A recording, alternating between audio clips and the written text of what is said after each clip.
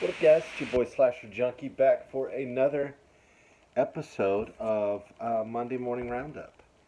So, like I said, I'm gonna start trying to do these every 2 weeks because as I watch, well, one is I buy so many movies because I buy way too many movies. Which, if you watch my channel, you're well aware of that.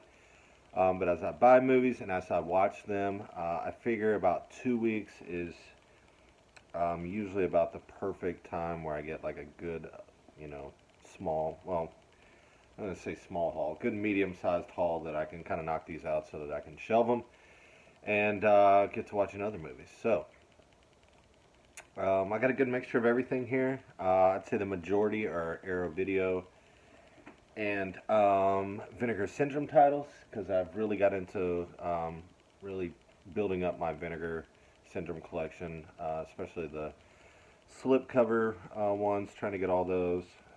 So between those, the arrows, and then I have a good stack of kind of miscellaneous other stuff, some Severin titles, regular stuff. I think there's a Blue Underground maybe in there. So yeah, good mixture of everything for you guys. So without further ado, I'll go through these pretty quickly. I have seen every one of these in the last 2 weeks, or at least watched them again. So yeah, so I'll have a little bit of something to say about it. First up, we have The Curse of La Lorena. I did not watch this in the theater. I'm kind of glad I didn't because I wasn't a huge fan of it at all. Just over the top jump scares. I think this whole Conjuring series is kind of slowly going downhill for me. Huge fan of the first one, huge fan of the second one. First Annabelle, I didn't like really. Excuse me. The second one I was a big fan of, but everything else, The Nun, I didn't really enjoy that much. I need to rewatch it though. Yeah, this one I wasn't a fan of. The latest Annabelle that came out, I did see that one in the theater. I wasn't a huge fan of that. I just think they're going more toward the teen, um, you know, type of scares with just over the top jump scares. I mean, just over and over and again. And CGI in this one I didn't think was very good at all. So it's Curse of La Lorena. Picked up this, actually found this for an awesome deal, and this is the Massacre Video slip box edition of Hack-A-Lantern. This is just a crazy, crazy slasher from 80. Is this not an 80s slasher? It's really 2016? No, it had to be way before that. Um, I'm not even sure what the year of this is. It was 80 something. I know it wasn't. 2016, I think, was when it was actually released. But I mean, it's fun. It looks good. It's a like a 2K restoration. I think. I think this was. Yeah, so this is the 30th anniversary edition. So this had to be like '86 then. But yeah, I have fun with Hack-A-Lantern, and this is an awesome edition from Massacre Video. Highly recommend that one. All right, up next I have like two Severin titles that I grabbed. Got this one from my boy Friday the 14th, Tony. Mass Mutilator. It's a lower budget, I think, kind of slasher that came out this year. It wasn't great, but I mean, it wasn't awful either. Trust me, I've seen a lot worse. But for a lower budget, horror, it's kind of run of the mill for me. And then pick this up. I need to grab Absurd as well. I've seen this before and watched it again. Anthropophagus. I'm not as big on this film as a lot of people are. Um, Joe Diamante. Um, I could read it right there. I'm blind, I guess. Yeah, I'm not as big. It's just over the top. I mean, I know what they're going the over the top, like fetus baby eating. Yeah, I mean, it's for me. It's okay. I mean, I'm not as huge a fan of it as a lot of other people are. All right, up next, I think the only Blue Underground title I picked up was Deathline. I think also known as Raw Meat. This one wasn't bad. It was really slow though for me. It had Donald Pleasance, Christopher Lee in it. Just for me, I really think just the pacing was better. Movie shot, well. Loved the storyline to it, the plot and everything, but I just thought, way too, just dragged way too much for me. Here's another Severn title, Eaten Alive. This is what Umberto Lenzi's kind of cannibal Holocaust type. It's not on the realm of like Cannibal Holocaust or Cannibal Ferox, but it is a. I mean, if you're a fan of cannibal films like those, I think you'll enjoy Eaten Alive. Up next, we have. So the guys over at Triple Flex Mafia talked me into picking this up, and that's the Fear footage. It's a found footage, like low budget horror. I think you can buy this off their website. And I didn't love it, but I did enjoy this. I thought it was, it does have some pretty creepy parts. It's shot well, for a lower budget film. It's almost got that kind of third person shooter like type thing where the flashlight, but or phone. Sometimes it's shot, through a phone. But I thought the way they put it together and everything is well done. And then just the whole overall presentation. It came in like an evidence bag. I believe it's got like a missing poster in it. Yeah, the overall presentation. I recommend Fear footage. It is short too. It's 72 minutes.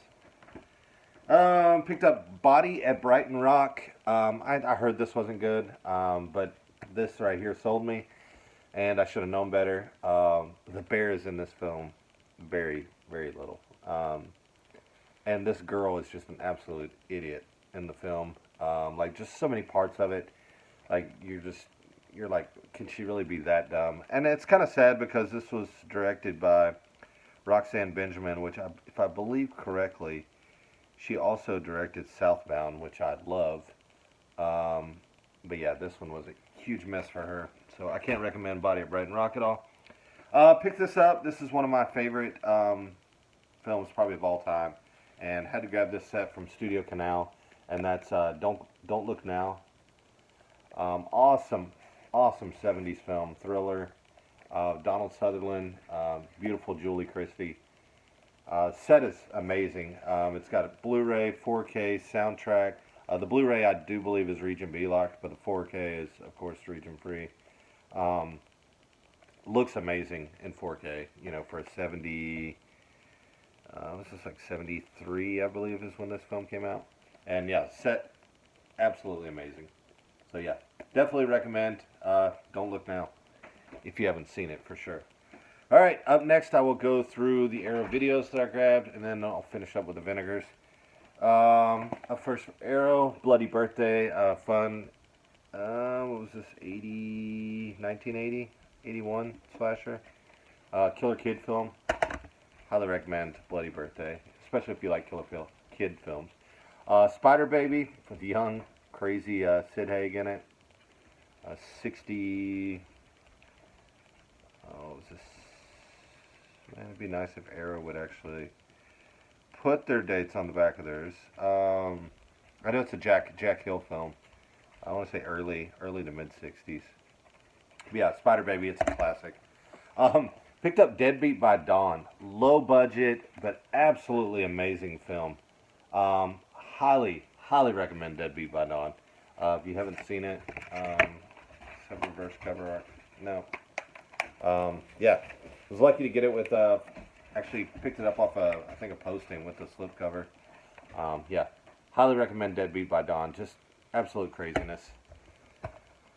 The classic Blood and Black Lace, Mario Bava. We probably wouldn't even have Giallo films today if it wasn't for Mario Bava and probably this film. Up next, Vamp.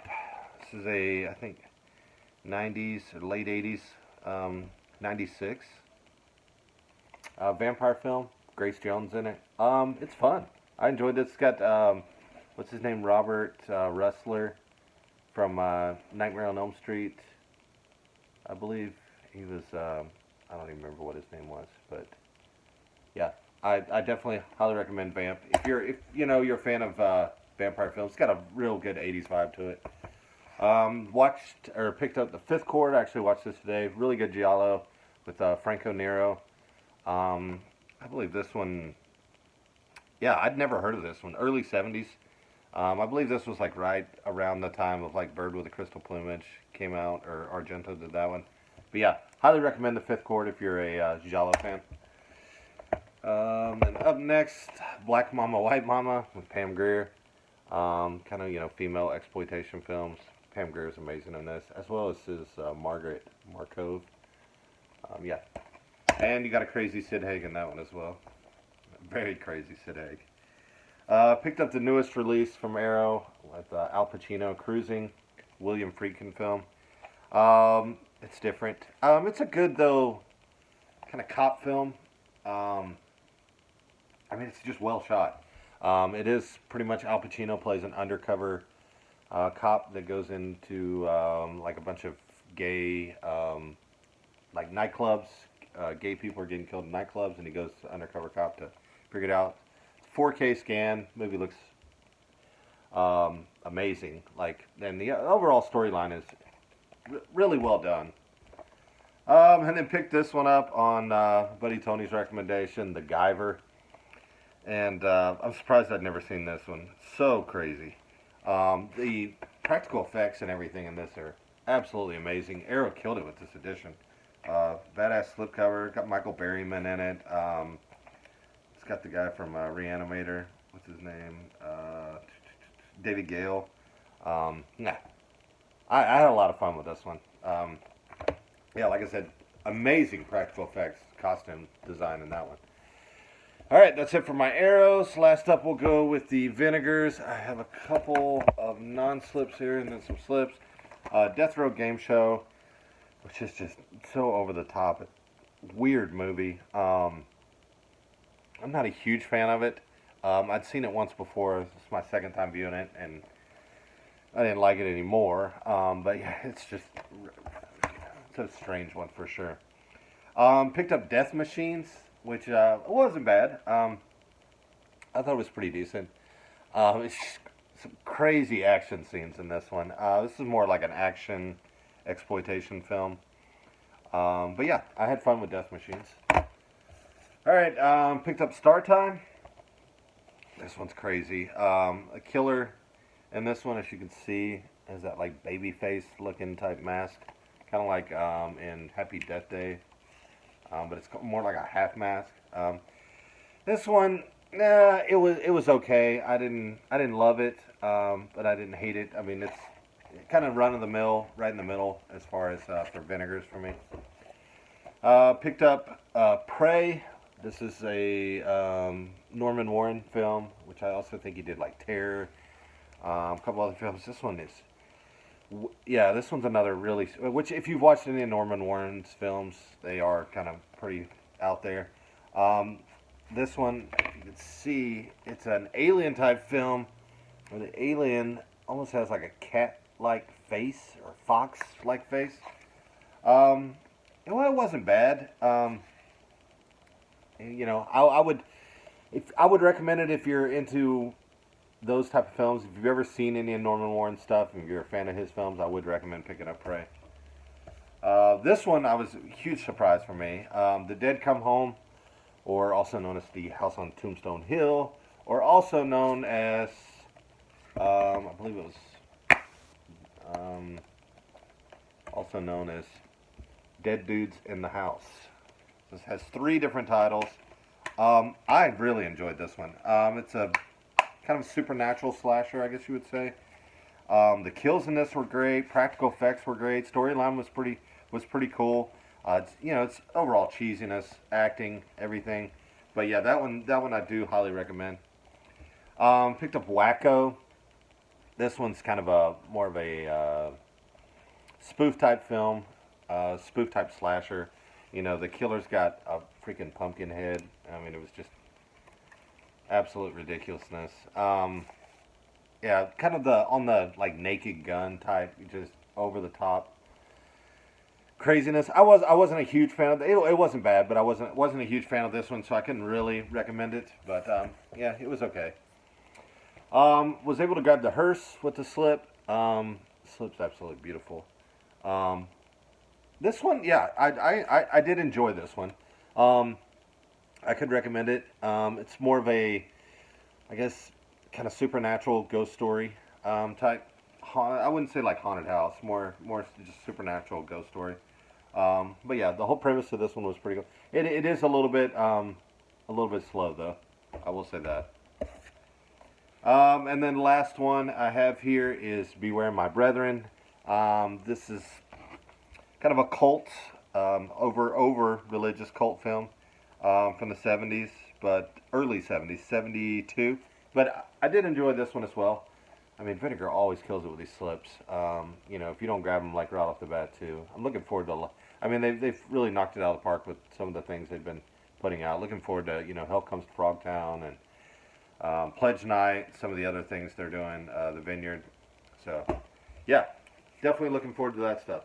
So that's it, guys. That's what I have here for this Monday morning roundup. And, yeah, I'll probably have another one of these in about 2 weeks. So look forward to that, guys. I'll catch y'all next time. Peace.